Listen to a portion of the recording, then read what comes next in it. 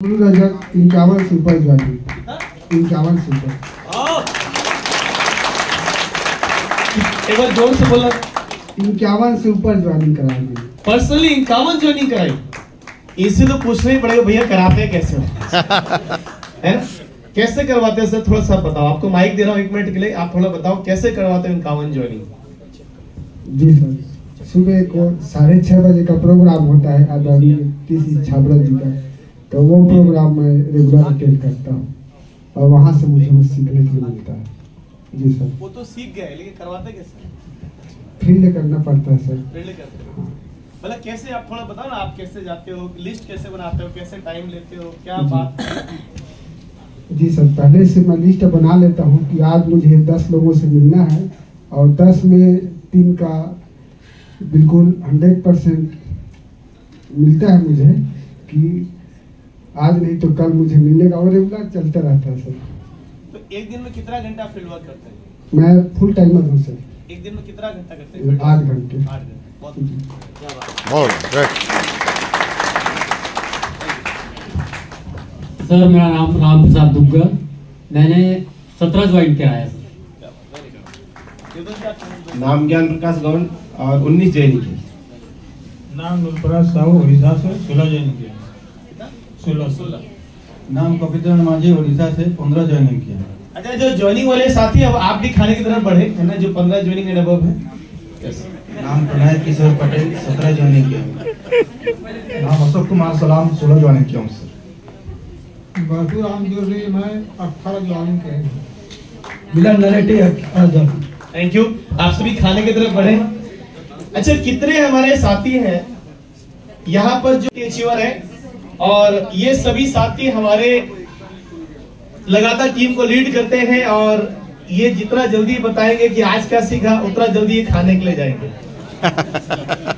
तो दोनों ही चीजें हैं, ये हमारे रोल मॉडल भी हैं, ये लोगों को प्रेरणाएं देते हैं। तो जब अपने को सब मालूम है तो अपने को सुनने की क्या जरूरत है? उसको सुनना है जिसको हमने मिलाया है, वो सुनने वाला, अपलाइन सुनाने वाला। हम तो फ्री है अभी, तो फ्री टाइम पर क्या करें? तो सब व्हाट्सएप में चैटिंग कर सकते हैं, बीवी से बात कर सकते हैं, गर्लफ्रेंड से बात कर सकते हैं, फोन पे बात कर सकते हैं, कहीं और घूम के आ सकते हैं, पान खा के आ सकते हैं, गुटखा खा के आ सकते हैं, बहुत सारे काम है ना सर। समय का भी हमने टाइम मैनेजमेंट का देखा भी है, यहाँ पर समय का वेस्ट नहीं करना है। तो ये समय यहाँ पर अपलाइन की बात सुन के काहे को वेस्ट करना? वही प्लान देख करके वेस्ट करना, जो प्लान जो है वो अपन देख चुके 50 बार, तो काहे को देखना? तो अपन क्या कर रहे हैं, अपन अपने टाइम को यूज कर रहे हैं, कहीं और किसी और को मोटिवेट कर रहे हैं। अच्छा ही काम कर रहे हैं, कभी मान लो गलती नहीं भी कर रहे हैं, गड़बड़ नहीं भी कर रहे, अच्छा ही कर रहे हैं, तो किसी और को अपलाइन एक को मोटिवेट कर रहा, हम किसी और को मोटिवेट करने बाहर चले गए, तो ना वो मोटिवेट हुआ ना ये मोटिवेट हुआ। क्योंकि जिस व्यक्ति को आपने मिलवाया और आपने बहुत तारीफ की, सर ऐसा है, मैं आपको एक तोपचंद से मिलवाता हूँ, मेरी अपलाइन है सौभाग्य से, जबरदस्त तुर्रम खा, वो व्यक्ति भी अच्छा तोपचंद, अच्छा मिल ठीक। अब वो बैठा, उसको लगा अब ये कोई बड़ा गोला दागेगा, कुछ बड़ी बात बोलेगा, लेकिन वो क्या देख रहा है कि जो मिलवाने वाला था वो खिसक लिया। उसको लगता है यार ये मुर्गा बना के गया क्या, ये मेरे को फंसा के गया क्या? फिर अब वो जो सामने वाला तोपचंद कुछ भी बात कर रहा है, इसको समझ में नहीं आ रहा है, इसको लग रहा है इसकी बात तो इसकी डाउनलाइन नहीं सुनती है, मैं काहे को सुन इसकी डाउनलाइन जो मेरे को यहाँ पर लेकर आई इसके पास, वही खुद ही इसकी बात नहीं सुन रहा है। तो ये आदमी सुनने के लायक होता तो वो सुनता। बात समझ आ रही?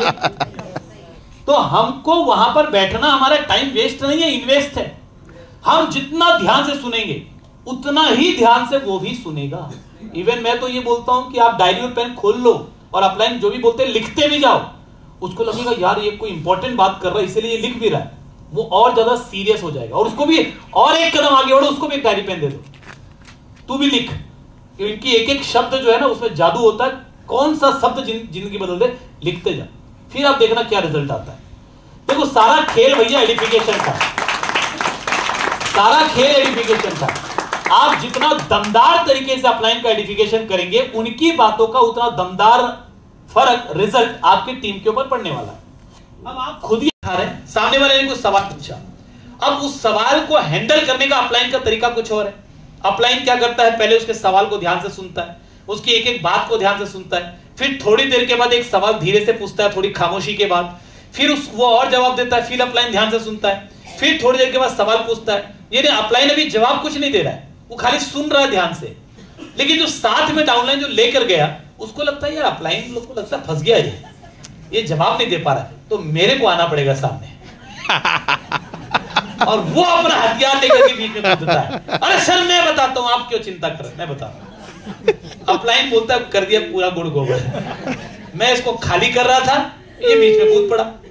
तो अपलाइन को अगर आपने किसी से मिलवाया है तो या तो आप ही बात कर लो, आप ही कर लो, है ना। अच्छा, कई बार अपलाइन के सामने आदमी अपना फ्रस्ट्रेशन निकालता रहता है।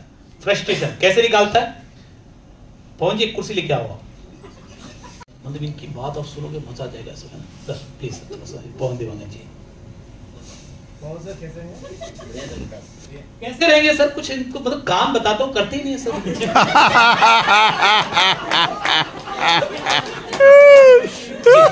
नहीं आप समझाइए समझाइए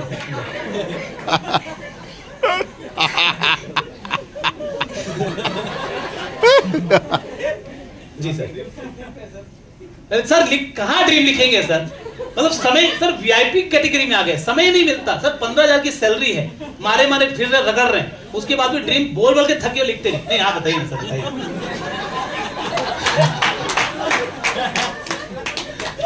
प्लीज समझाइए सर, समझाइए। मैं तो समझा समझा के थक गया सर, मेरे को तो पूरी उम्मीद खत्म हो गई है। आप समझाइए, आप समझ लो सर, ये रोज रोज मिलते नहीं है सर, बड़ी मुश्किल से लेकर आया हूं, क्या पता इसी से आपका कुछ हो जाए। लीजिए सर समझाइए।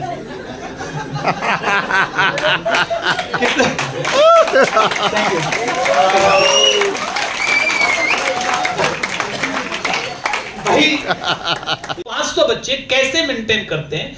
क्या ये गड़बड़ नहीं करते? क्या ये डिसिप्लिन ब्रेक नहीं करते? और करते हैं तो आप क्या करते हैं, तो मुझे बताइए। तो महात्मा जी ने कहा कि देखो दो बातें हैं। पहला, ये डिसिप्लिन ब्रेक इसलिए नहीं करते क्योंकि इनको मैंने बहुत क्लियरली कम्युनिकेट किया है कि मैं इनसे क्या उम्मीद करता हूं। प्रॉब्लम कहां पर होती है कि हमारे कम्युनिकेशन में प्रॉब्लम होता है। हमारी टीम को पता ही नहीं है कि मेरे से क्या उम्मीद की जा रही है, मेरे अपलाइन मुझसे क्या उम्मीद रखते हैं। हमको लगता है अपने आप से हम एज्यूम कर लेते हैं कि इतना तो कॉमन सेंस है, उसको तो ये मालूम होना चाहिए कि मैं उससे ये उम्मीद कर सकता हूं, इतना तो कॉमन सेंस है। बट माय डियर फ्रेंड्स, एक बात याद रखिए, common sense is very uncommon. ये सबके पास नहीं होता। नाम कॉमन सेंस है लेकिन ये सबके पास नहीं होता, ये अनकॉमन है। तो आपको लगता है कि इतना तो अकल सबको होनी चाहिए, तो इतना अकल होता तो पहले से ही डायमंड होते। वो आपके पल्ले इसीलिए पड़े कि अभी छोटी छोटी बातें भी उनको क्लियर नहीं है और वो क्लियर करने की जिम्मेदारी आपको मिली है। तो इसको आप अंडरस्टूड मानकर मत चलिए, पहले से एज्यूम करके मत चलिए, आप हर चीज को क्लियर कीजिए। सामने वाले को साफ साफ बताइए कि मैं आपसे उम्मीद करता हूं कि 18 तारीख को रायपुर में जो एलडीपी हो रही है उसमें आप जरूर से रहेंगे, क्योंकि मैं आपको लेकर बड़ी प्लानिंग करना चाह रहा हूं। Hello yes. कई ऐसे लोगों को मैंने पूछा, रिप्लाई था, सर वो आया ही नहीं बंदा मेरी टीम का, इतना मेरे को तो लगा था पक्का आएगा सर, इतना बढ़िया काम करता है, मुझे पूरी उम्मीद थी बढ़िया काम करेगा तो उसको तो मीटिंग में आना ही चाहिए था। तो आपने एज्यूम कर लिया कि उसको आना चाहिए था। हो सकता है उसको ये लगा हो कि मेरे अपलाइन ने मुझे इतना स्ट्रांगली प्रमोट नहीं किया है, तो मीटिंग तो बहुत सारी होती है, तो अगली बार कभी देख लेंगे। ये भी लग सकता है उसकी गलती ना हो, जानबूझ करके उसने जो है मीटिंग में आने का प्लान ही नहीं बनाया कि अगली बार कर जाएंगे। क्योंकि अगर इतना ही इंपॉर्टेंट होता तो अपलाइन मुझे उतना प्रमोशन करते ना, अपलाइन मुझे उतना बोलते हैं ना, बोला ही नहीं उन्होंने उतना। हेलो, अभी सर को सुनते हैं, बाद में बात करेंगे, सर को सुनते हैं तो उसको लगेगा कि यार इनकी बात सुनना चाहिए और उसकी बातों का कोई रिजल्ट आएगा। बीच बीच में अगर आप ही छौंकन लगाते रहेंगे तो सब्जी जो है वो बेस्वाद ही बनने वाली है, क्योंकि वो मसाला ऑलरेडी डाल रहे हैं, आप अपनी तरफ से और डाल रहे हैं।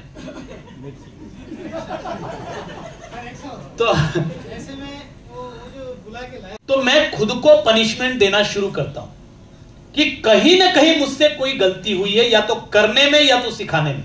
क्योंकि बच्चा मेरा है, मेरे आश्रम में है, मेरे टच में है, मेरी शिक्षा में है, फिर भी गलती कर रहा है, तो या तो मेरे सिखाने में गलती है या मेरे किसी आचरण में कोई गलती है जिसकी वजह से इसने देखा है और डुप्लीकेट कर लिया।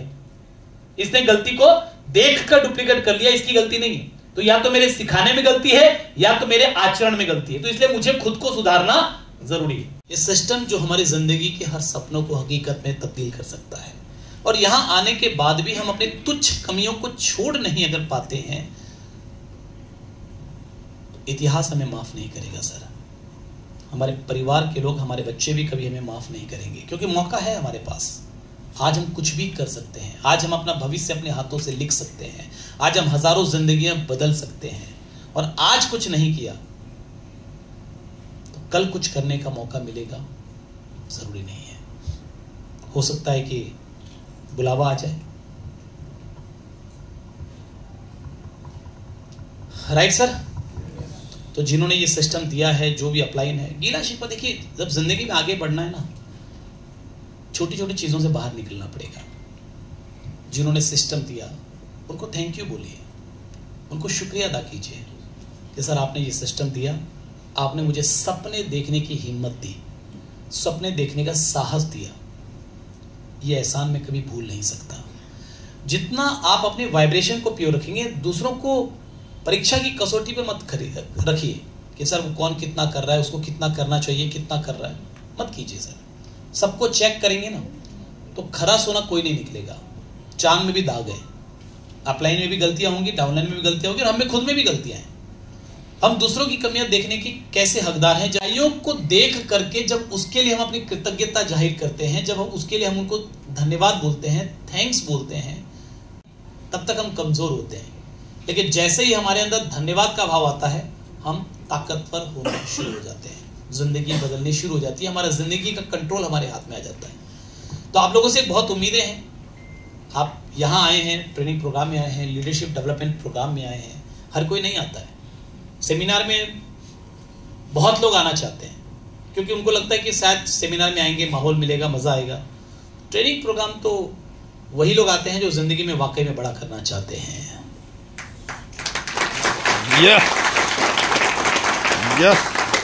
तो आपसे कहीं ना कहीं मेरी उम्मीदें बहुत ज्यादा हैं, बढ़ गई हैं उम्मीदें। और मैं चाहता हूं कि साहब इस लॉ को आप याद रखिएगा, और ये गलती आप मत कीजिएगा जो गलती अधिकतर लीडर्स करते हैं। आम लोग नहीं, ये गलती लीडर करते हैं सर। ये द लॉ ऑफ डिमिनाइजिंग इंटेंट। उनको पता बहुत कुछ होता है, डिसीजन बहुत कुछ लेते हैं, मीटिंग सेमिनार में बैठते हैं, सोचते बहुत कुछ अच्छा करने का, लेकिन अपने इरादों को एक्शन में कन्वर्ट नहीं करते हैं, और धीरे धीरे उनका जो मोटिवेशन था वो डाउन हो जाता है। तो कितने लोग आज ये वादा करते हैं, कमिटमेंट करते हैं सर कि आज के बाद हम अपना समय खराब नहीं करेंगे गैर जरूरी चीजों में, टाइम को वाइजली मैनेज करेंगे, समय का सही प्रबंधन करेंगे, अपनी कमजोरियों से बाहर निकलेंगे, अपने मन को अपने कंट्रोल में लेकर आएंगे, और अपनी जिंदगी का निर्माण खुद अपने हाथों से करेंगे। यस।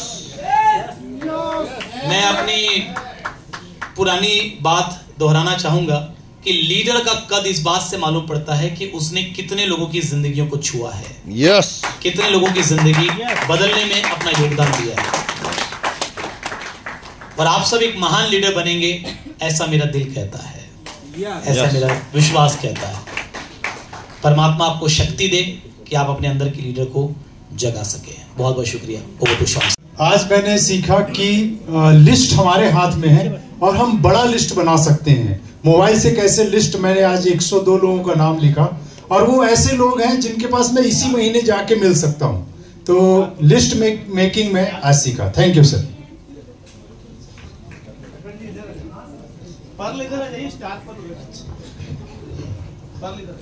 जय आर सेम सर। वैसे तो सचिन सर का मैंने 5-6 सेशन एलडीपी अटेंड कर चुका हूं, और आज जो भी हूँ सचिन सर के एलडीपी के बदौलत ही हूँ। और आज का जो एलडीपी में मैंने विशेष करके जो सीखा सर, लास्ट में जो पॉइंट सर ने बताए कि सुनने से नहीं होगा, ज्ञान पूर्ण नहीं है, ज्ञान पर अमल करना पूर्ण है। तो जब तक हम जो भी नॉलेज लिए, जो भी हमें ग्रहण किए, उसको हमें फील्ड में लगाना है, उसको इम्प्लीमेंट करना है। इम्प्लीमेंट करने में अगर हम देरी करेंगे तो धीरे धीरे हमारी जो सीखी हुई जो बात है, प्रेरणाएं हैं, वो हम भूलते जाते हैं, और फिर हम जहां पहुंचना चाहिए, जहां हम पहुंचने के उद्देश्य से इस एलडीपी को अटेंड किए हैं, वो नहीं कर पाते। Thank you. एक मैं जानकारी बस आपको देना चाहूंगा कि गामा ओरिजिनल की कुछ लिमिटेड किताबें पीछे रिद्राम जी बैठे हैं, उनके पास में है, और आज के लिए हमारे पास में शायद वो 30 के आसपास एक किताब होगी।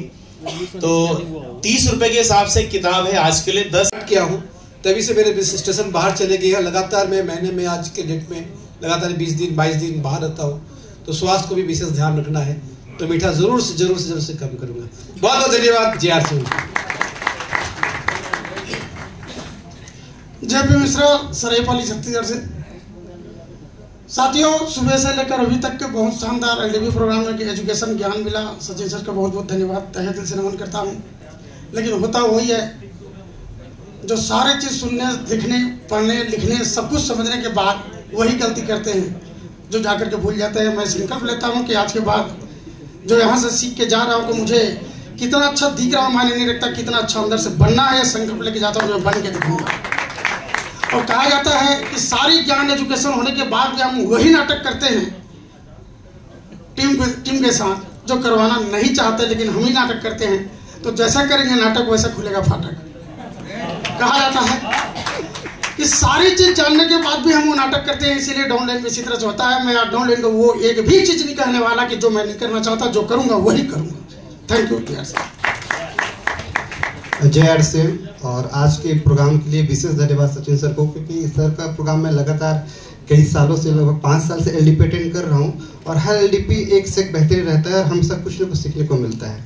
आज के पूरे प्रोग्राम में एक सारांश जो मुझे बहुत अच्छी लगी वो ये है कि हमारी लीडरशिप अगर किसी व्यक्ति को इम्पैक्ट नहीं डाल पा रहा है तो शायद वो कहीं ना कहीं हमारे लिए अधूरी है। तो ये लाइन मुझे बहुत घर कर गई कि शायद लीडरशिप में पैसे भी ठीक ठाक बनते हैं टेक्निकल में, बट इम्पैक्ट कितना डालते हैं हमारे काम से लोगों की ज़िंदगी में। सर, ये एक लाइन मुझे बहुत अच्छी लगी। और कमियों की बात करूं तो मैं बुक्स कभी 8 पन्ने, कभी 10 पन्ने, कभी 10 में 12 पन्ने पढ़ लेता हूँ। रेगुलर नहीं हो पाता है, बट मैंने अभी कुछ भी, मतलब मेरे बर्थडे के दिन से मैंने कमिट की मैं रोज सुबह 2 पन्ने पढ़ूंगा, रात को 2 पन्ने पढ़ूंगा। तो उसको मैं आज से और बोलूँ कि आज के बाद फिर से अब 2 की जगह मैं 4 पन्ने, सुबह 4 पन्ने, फिर रात को 4 पढ़ के सोऊंगा मैं। Thank you sir, thank you so much.